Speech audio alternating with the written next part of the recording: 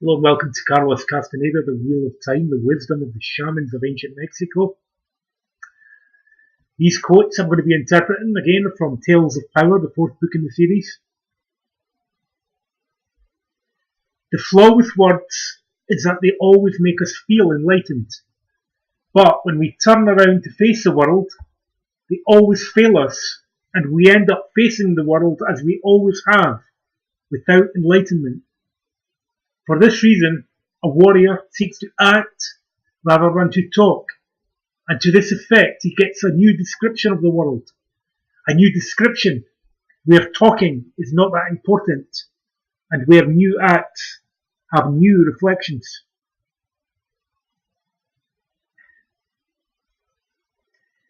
So, everything that happens to us in our daily life has a certain meaning if we think about it, if we can abstract it in some way, if we have more sophisticated use of concepts and tools and techniques, maybe we're able to interpret dreams or see the events in our lives as having some kind of a higher purpose, right? But in a way, those higher meanings are not accessible to us because simply we personalize them. We make them too personal, rather than saying that what happens to me happens to everyone. So what I'm experiencing is not ultimately personal. It's not personal pain. It's a pain of mankind. It's a suffering of mankind. And if you adopt the theory of eternal recurrence or reincarnation, that we come around to experiencing the round of human experiences, and sufferings and pleasures and failures and defeats and victories, triumphs, and everything sort of plays out like this.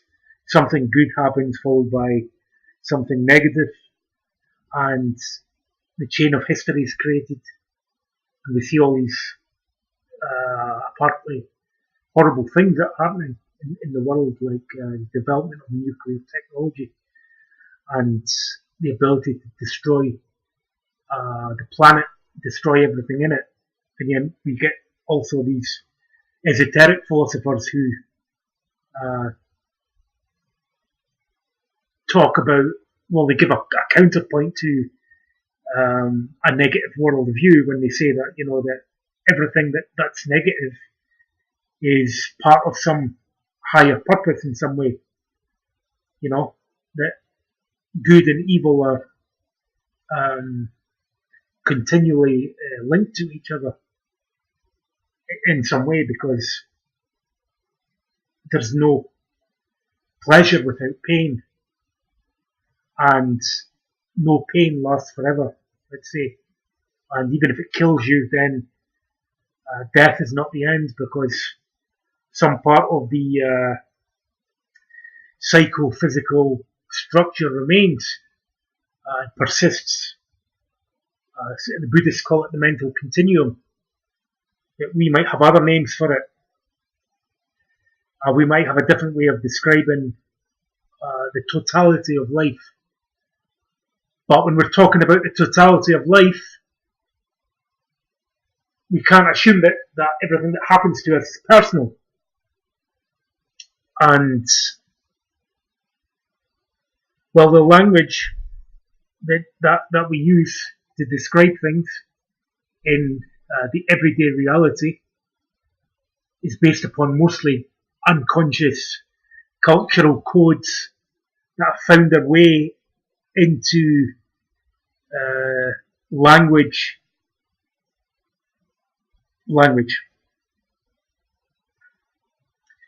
And so the identification with those words and what those words mean, in addition to the use of symbols and signs and the reference. Unconsciously, we've picked up so much knowledge through our everyday experience. Even though most of it's processed in dreams, nonetheless, that our unconscious presents always to us a more profound meaning than what we can simply describe in normal language. Like if one ingests a psychedelic substance, for example, one's often quick to tell you that what they experience is way beyond words or language, that it's profound, it's immeasurably profound in some way. It cannot be communicated through language. And when philosophers and sages have been talking about enlightenment and self-realization and states of non-ordinary reality, let's say. I mean, that's a very generalized way of describing many different states of consciousness, you understand, but the fact is that we have to use some kind of language to describe them, inadequate though that language is. It's like the mark describing the territory, knowing that the mark's not the territory, but at the same time you couldn't navigate the territory without the mark. Well, it's the same with consciousness, you know, that at the end of the day, when it comes to that direct perception of the abstract, words tend to fail us. I might have my own system for describing it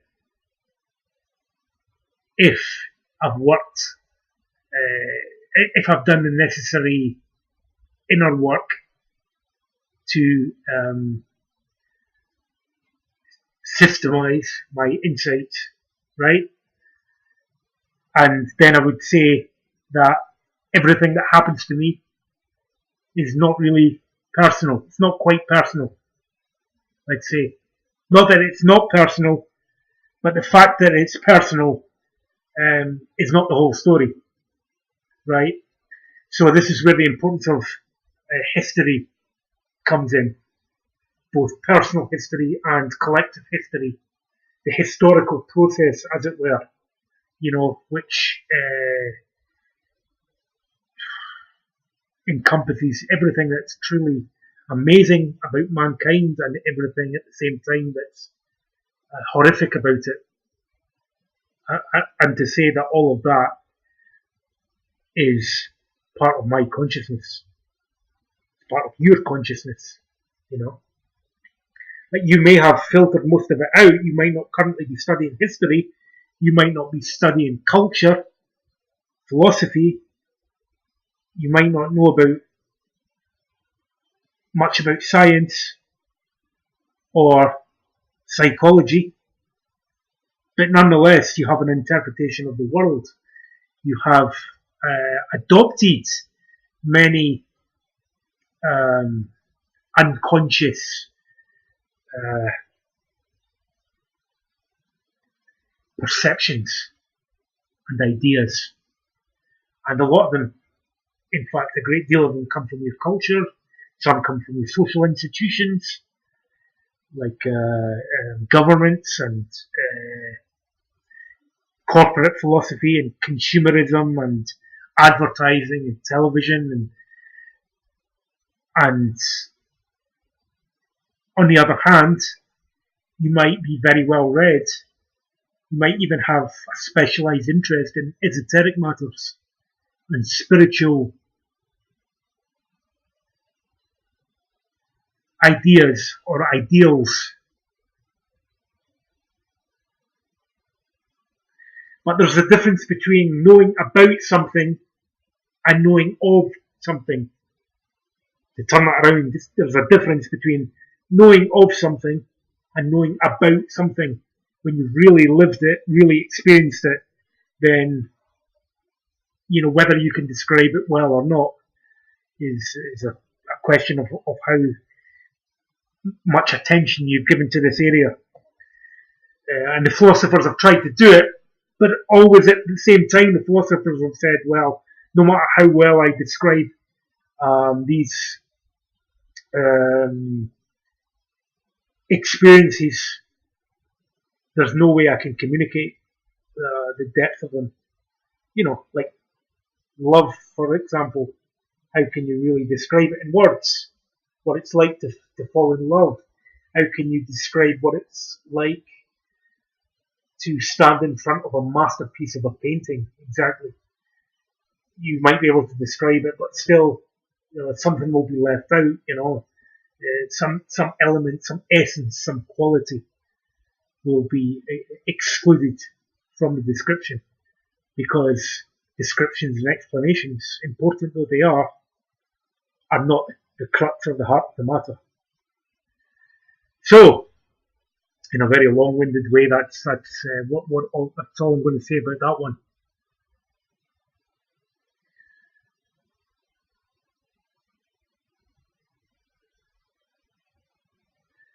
But just to add, I know I just said that that's all I was going to say about it, but something else has popped into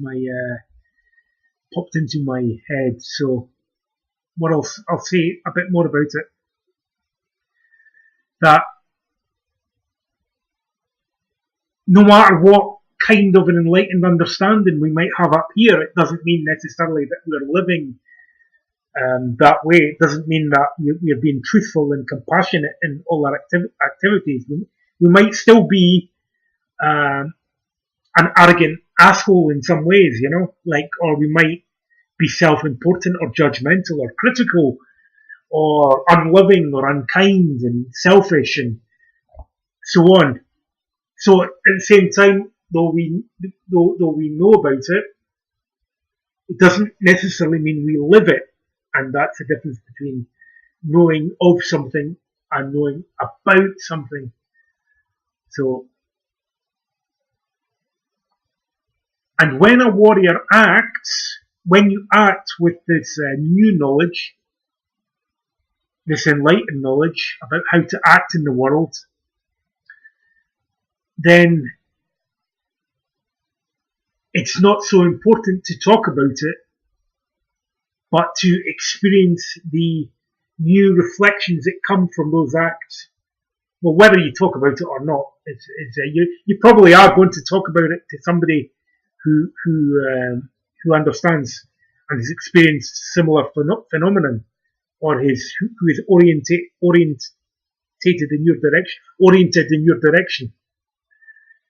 But nonetheless, it's the talking about it is not as important as the witnessing and the development of new items in the inventory. So, 13 minutes and 37 seconds has to be the world record in Wallsend for an interpretation of one quote. But anyway, let's get on to the next one quickly. A warrior considers himself already dead, so there is nothing for him to lose. The worst has already happened to him, therefore he's clear and calm. Judging him by his acts or his words, one would never suspect that he has witnessed everything. Right, difficult to really tell whether one is a sorcerer simply by external appearances. I mean, if one was to see Don Juan in the street, or the Buddha walking down the street, one might not necessarily think we were seeing a Buddha or a shaman. They might not even have the language, the necessary symbols or images. They might not know about these things, But nonetheless, one feels always the presence of the spirit, the Nagual, It can be through something weird that happens to us, through some weird event. These weird events happen all the time, by the way. These synchronous events and other unusual things that we see that are not part of our expectations, our routines, our normal ways of going about things. And those are signs from the spirit, omens, if you like. Well, if you get two of them together, it's more likely to be an omen. It's just a question of both your receptivity to it, but at the same time, to be receptive to something, you have to experience it first, right? You have to actually experience the presence of the spirit, the Nagual, in order to accept its lesson. To have a feeling about something is the first step. And to have a feeling that something is strange, and that we can suspend judgment and jump into conclusions about something or assuming something, which is the habit of identification, then we are able in some way to get some assemblage of an understanding of what it means to be a sorcerer or to live in the sorcerer's world. Now, a sorcerer is just a description of a person who really could be anyone who has the curiosity and desire to understand what's going on behind the surface of things. Because one is never really content with just surface material, and I believe that's why in the postmodern world so many of us feel disenfranchised or disensouled or sold out in some way, like we've been cheated somehow by what is offered by the tonal, the ordinary reality, the society, the institution, the governments, the culture, the entertainments, and so on and so forth that we adhere to for our own pleasure and education. However, we see and we feel in some fundamental way that if we examine our dreams and have the courage to look at our shadows, we will see that there's much more to the reality and to the world than what meets the eye. Things are not quite as they seem, nor are they otherwise. That's a paradox. How do we understand a fundamental contradiction, a paradox? Now, if I say to you that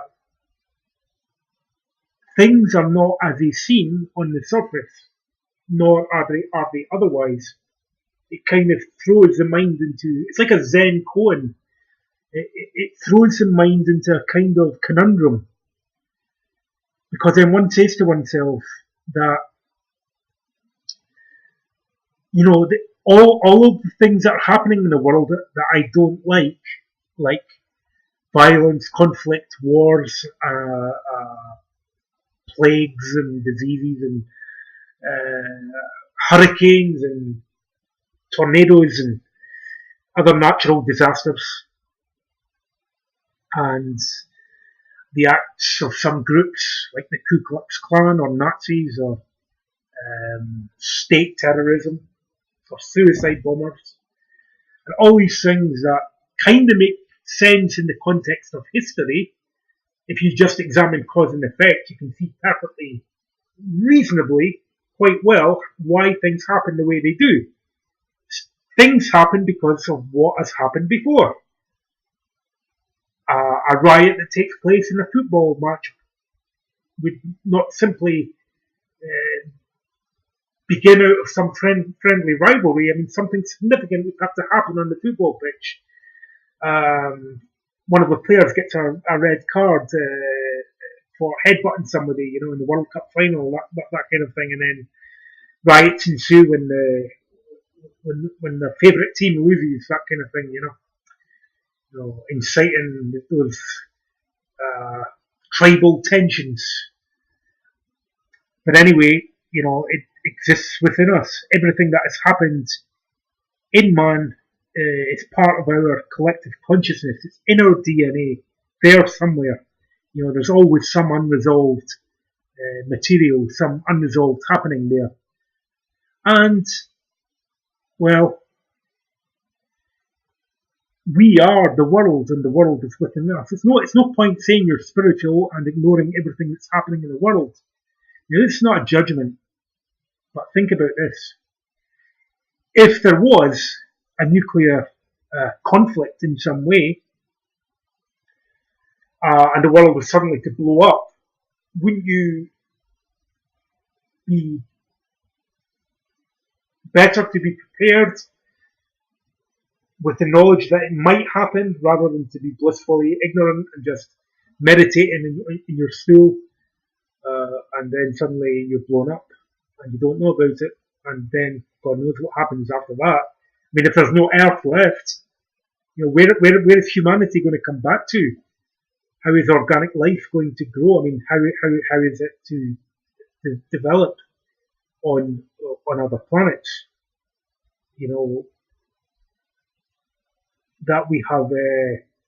You see, our greatest desire is to perpetuate ourselves in some way. How many people there is on the planet? The planet's already overpopulated in terms of available resources. But I'm only talking in physical terms here. I'm not saying anything esoteric. I'm talking about basic facts, but these facts that happen, everything that happens, good or bad, is designed for the purpose of the whole. And so, difficult though it is, we have to not simply accept things like nuclear weapons and the arms race and lying politicians and that, because our rejection of them and our revolt against them is also part of the unfolding of the understanding of the whole, So we are necessary, One should still revolt, one should still have a sense of a rebellion within, because nothing can be made too easy for the universe, anything in the universe. We nothing should give up without a fight, I say,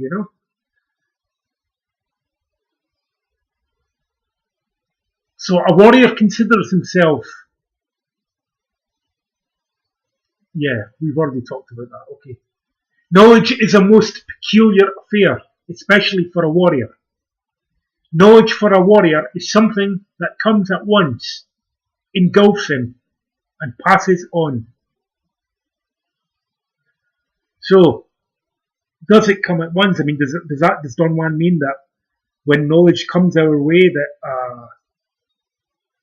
that'll be it for us? That it's like a bird that simply pauses in its flight? Well, in a sense, yes, because the magnitude of the lessons of the abstract, they're kind of rare, and so Don Juan is not talking literally, I believe, when he says that knowledge is just something that comes and comes once, and if we are foolish enough to miss it, then it will never come again. It's not like that, but simply when one has decided to give up, to give up seeking, to give up understanding, then knowledge will indeed have passed on, and that will be it for that man or woman. So, if the man or woman gets up and tries again, if he gets up and fights on and battles on, well, the battle's not over then, knowledge will come again. So, and it's engulfing, because that's the nature of its depth of meaning, and its the depth of its understanding, which is whole bodily, and it resonates in all dimensions simultaneously, and in all systems simultaneously, biological, cellular, as well as psychological, mental, emotional, in the emotional body, spiritual in the higher astral, in the etheric bodies, in the spirit body, the diamond soul, the impeccable spirit, the adamantine body. All these names with these special, fancy, fascinating sounding names that we have for those esoteric phenomena. But at the end of the day, we have to inquire into it and say, well, have the attitude of, yes, this is possible.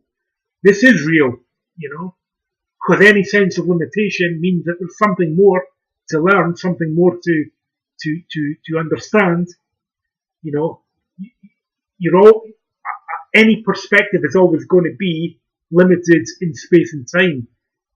To be able to see anything in its totality, absolutely, we would have to see it from all points of space and time simultaneously. And that's a tall order indeed, because it would have to take in the whole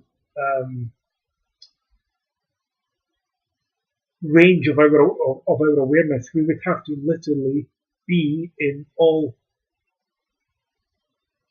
points of space and time in the manifest universe right now in this present moment. That means our mind could not be elsewhere.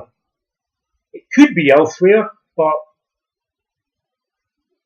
once we exclusively identify with anything that's going on in our mind, then we cannot get that understanding, that totality of awareness, because we are identified with the mind. We have to move beyond the mind to apprehend it.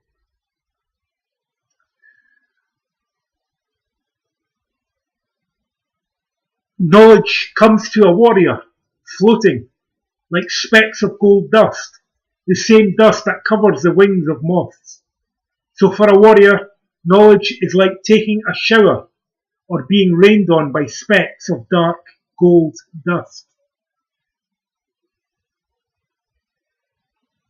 Specks of dark gold dust. Right, well, this is a matter of seeing energy, of aligning to higher frequencies that cannot have any kind of certain subsisting qualities that interfere with the connection between oneself and spirit, so that one directly knows without any kind of communication noise, any barriers to understanding. Simply that one knows that something is so, and one knows that one knows it. That's the kind of perception I'm talking about. So, when knowledge manifests as dark gold dust, it manifests precisely in this way. Things have a transparent, etheric essence which one can see. And one can see the kind of insubstantiality of things, the insubstantiality of inherent existence. When I say inherent existence, I mean that it cannot exist on its own terms. Everything is dependent upon the other phenomena. All phenomena are dependent upon other phenomena arising, And this happens. So the historical strand is just one strand of consciousness. We also have the psychological, emotional, spiritual dimensions where we can understand things by accessing the information that is pertinent to that strand.